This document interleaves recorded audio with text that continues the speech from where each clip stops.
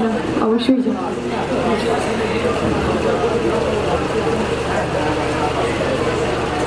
সম্মানিত অতিথিবৃন্দ, শিক্ষকবৃন্দ, প্রিয় সহকর্মী এবং আমার প্রিয় তরুণ বন্ধুরা, আপনাদের সবাইকে জানাই আমার সালাম, আসসালামু আলাইকুম ও আদাব এবং আন্তরিক শুভেচ্ছা ও সংগ্রামী ভালোবাসা। On this special occasion, I would like to express my heartfelt gratitude to our honorable special guest.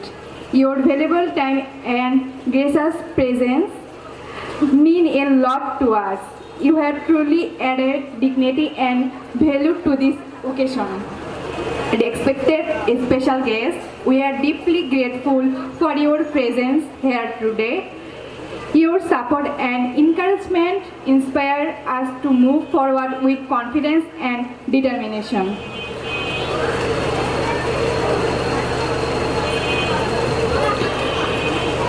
বাংলাদেশের বিচার ব্যবস্থা।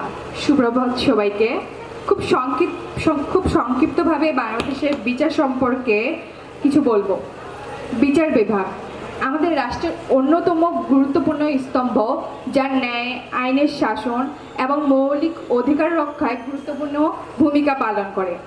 বাংলাদেশের বিচার ব্যবস্থা 1972 সালের সংবিধানের আওতায় প্রতিষ্ঠিত, বিশেষত অংশ 6 অনুযায়ী।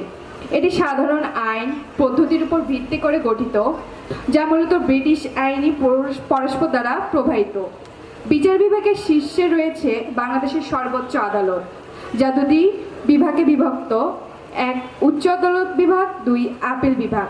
উচ্চ আদালত বিভাগ মূল আপিল এবং রায়ের ক্ষেত্রে ক্ষমতা প্রয়োগ করে, যেখানে আপিল বিভাগ দেশের সর্বোচ্চ আপিলকারী আদালত। সর্বোচ্চ আদালতের নিচে রয়েছে নিম্ন আদালত, যেমন জেলা ও সেশন আদালত, এবং বিভিন্ন বিশেষায়িত ট্রাইব্যুনাল, যেমন শ্রম আদালত, পারিবারিক আদালত এবং প্রশাসনিক ট্রাইব্যুনাল।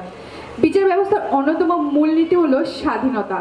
বিগত বছরগুলোতে, বিশেষ করে 2007 সালের গুরুত্বপূর্ণ সংস্কারের পর বিচার বিভাগের স্বাধীনতা নিশ্চিত করার প্রচেষ্টা রয়েছে।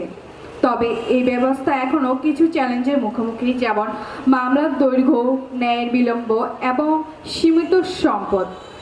এদের সত্ত্বেও চলমান সংস্কার ও ডিজিটালাইজেশনের প্রতিষ্ঠা কার্যকারিতা ও স্বচ্ছতা বাড়াচ্ছে। শেষে, একটি শক্তিশালী ও স্বাধীন বিচার ব্যবস্থা গণতন্ত্র ও ন্যায়ের জন্য অপরিহার্য। আমাদের দায়িত্ব বিশেষত আইন পেশাজীবীদের এর মর্যাদা রক্ষা করে এবং সকলের জন্য ন্যায় নিশ্চিত করা। ধন্যবাদ।